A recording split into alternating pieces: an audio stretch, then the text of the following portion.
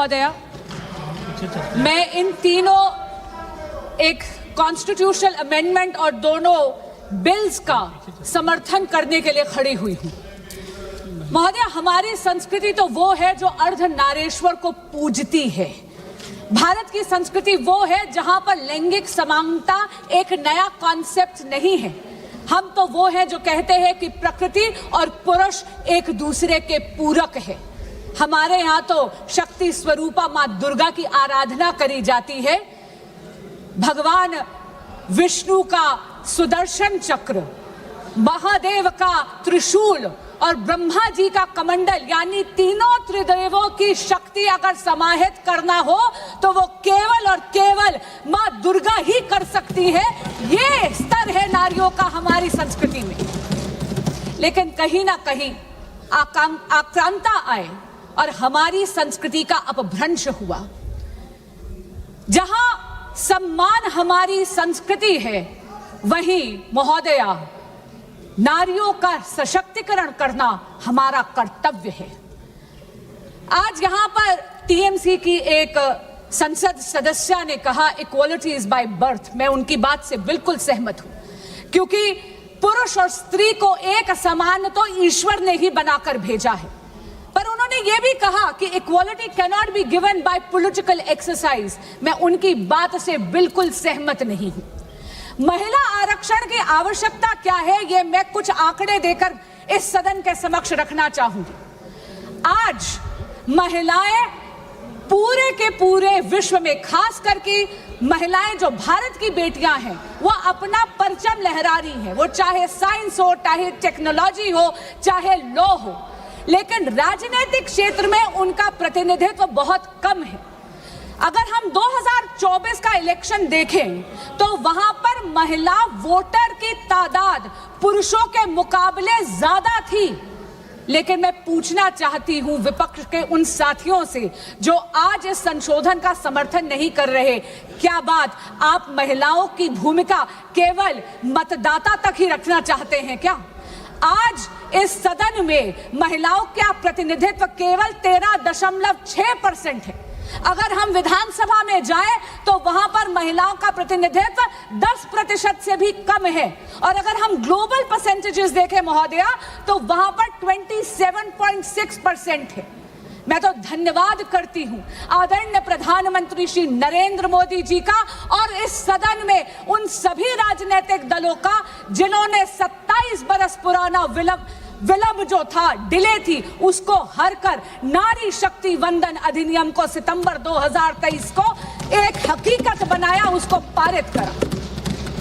और महोदया, मुझे अचंबा है कि मेरे विपक्ष के साथी जिन्होंने सर्वसम्मति से नारी शक्ति वंदन अधिनियम पारित तो कर दिया, उसे कानून तो बना दिया, आज वो इसे 2029 में लागू करने के लिए अपना समर्थन क्यों नहीं दे रहे हैं? वो क्यों अपने हाथ खींच रहे हैं?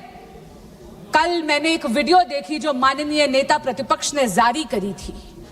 मैं आपके माध्यम से उनको कहना चाहती हूं, ये जो संशोधन आया है, ये वचन पूर्ति के लिए आया है। इस पूरे सदन ने प्रधानमंत्री श्री नरेंद्र मोदी जी की प्रेरणा से, इस देश की मातृ शक्ति से ये वचन करा था कि हम इस कानून को 2029 से ही लागू कर देंगे। मैं पूछना चाहती हूं माननीय नेता प्रतिपक्ष से, वो कहते हैं this is a power grabbing move.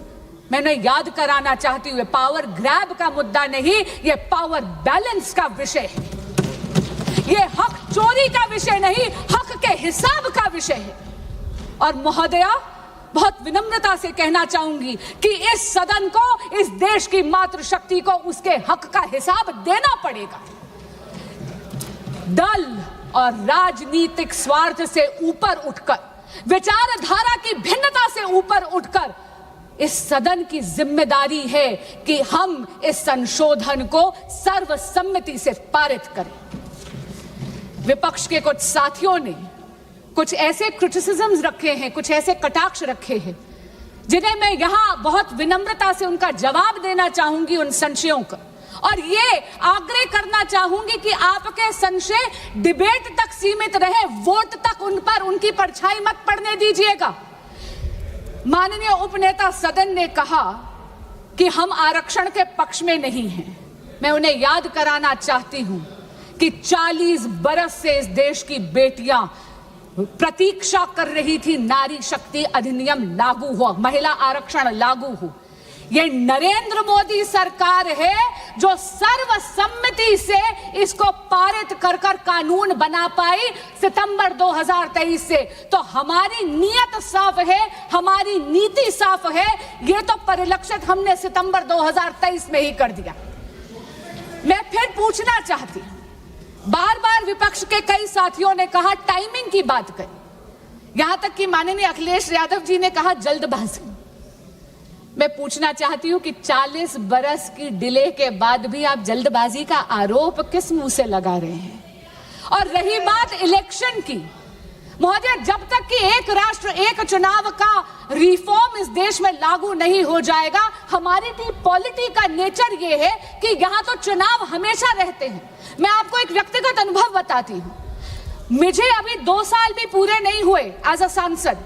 जून में 2 साल में कंप्लीट करूंगी, लेकिन बंगाल का चुनाव 7वां चुनाव है जिसमें योगदान करने का मुझे मौका मिल रहा है। इसलिए चुनाव तो यहां चलते रहेंगे, लेकिन चुनाव बहाना नहीं बन सकता हमारे देश की मातृशक्ति का हक मारने के लिए। अखिलेश जी ने विचार परिवार की भी बात करी। मैं शायद वो इस बात से अवगत नहीं है, क्योंकि मैं भी राष्ट्रीय सेविका समिति की ही एक कार्यकर्ता हूं। पिछले 90 वर्षों से राष्ट्रीय सेविका समिति संघ के साथ कदम से कदम मिलाकर इस देश की सेवा कर रही है। महोदया, एक भय, एक भ्रम बना दिया गया है डीलिमिटेशन को। मैं आपके माध्यम से ये बात स्पष्ट कर दूं हमारे विपक्ष के साथियों को, डीलिमिटेशन यानी परिसीमन भारतीय जनता पार्टी का प्रपंच नहीं है। It is not a conspiracy of the BJP, it's the constitutional mechanism. वही कॉन्स्टिट्यूशन, वही संविधान जो बाबा भीमराव अंबेडकर जी ने बनाया है, उन्हीं के रचित कॉन्स्टिट्यूशन में ही ये प्रावधान है, ये मैकेनिज्म है जहां पर डीलिमिटेशन अनिवार्य है। पर महोदया, मैं बहुत विनम्रता से कहना चाहती हूं, नारी शक्ति वंदन अधिनियम को लागू करना मंजिल है, परिसीमन केवल और केवल राह है। आप राह और मंजिल में कंफ्यूज मत होइए। Please do not confuse the road and the destination. Delimitation is only the road, it is नारी शक्ति वंदन अधिनियम, the women reservation which is the destination, and it is high time that we complete that journey to that destination.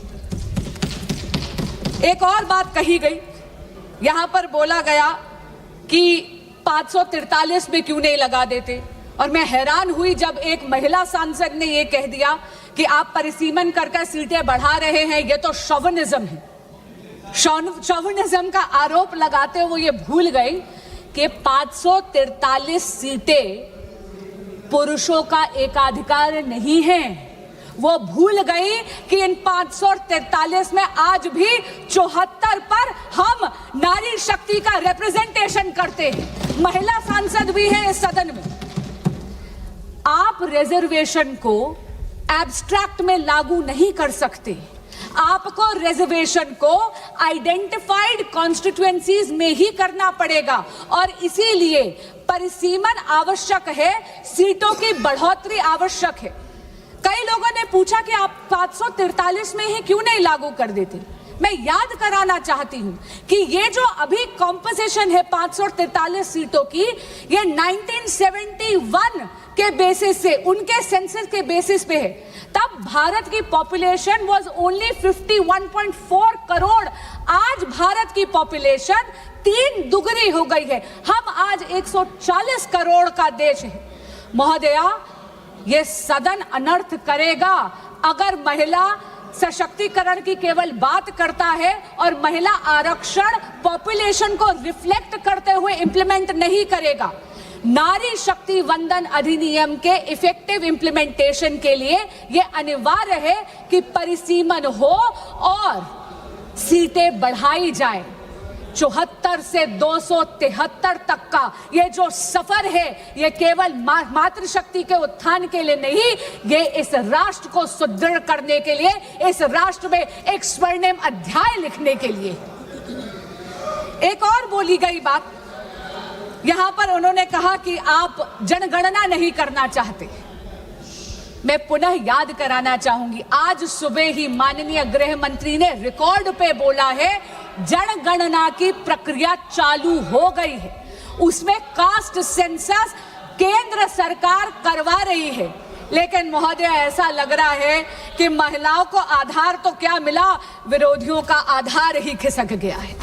महिलाओं का अधिकार से अगर आपका आधार खिसकता है तो ये आपका राजनीतिक अवसरवाद है। पर मैं आज करबद्ध प्रार्थना करना चाहूंगी विपक्ष के सभी साथियों से कि एक बहुत ही इंटेलिजेंट सॉल्यूशन इस विधेयक में, इस बिल में बनाया गया है, जहां पर यह सुनिश्चित करा गया है कि जो टेरिटोरियल ज्योग्राफी है वो तो 2011 के सेंसस के बेसिस पे करी जाए, लेकिन जो सीटों की बढ़ोतरी है उसमें किसी भी मैं पुनः कहती हूं, किसी भी राज्य का हक ना मारा जाए। अरे आज तो सदन में खड़े होकर यशस्वी प्रधानमंत्री श्री नरेंद्र मोदी जी ने गारंटी तक दे दी, और हमसे पूछिए, हम आपको बताना चाहते हैं मोदी की गारंटी सारी गारंटी पूरी करने की गारंटी। दक्षिण भारत में तमिलनाडु में चुनाव है, इसलिए वहां के नेता चुनावी स्वार्थ में, राजनीतिक स्वार्थ में इस देश को नॉर्थ और साउथ में डिवाइड करने की कोशिश कर रहे हैं। लेकिन महोदय, आपके माध्यम से मैं उनको बताना चाहूंगी कि ये जो उनका प्रयास है ये असफल होगा, और जिस संगत में वो बैठे हैं वहां पर केवल हार का चिट्ठा लिखा जाता है।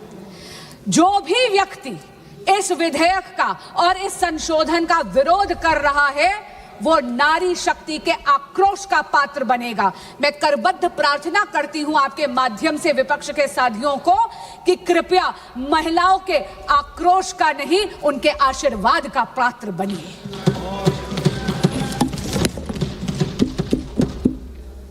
अंत में मैं ये कहना चाहूंगी, फूल नहीं चिंगारी है, फूल नहीं चिंगारी है, ये भारत की नारी है, इनके अधिकार की बारी है।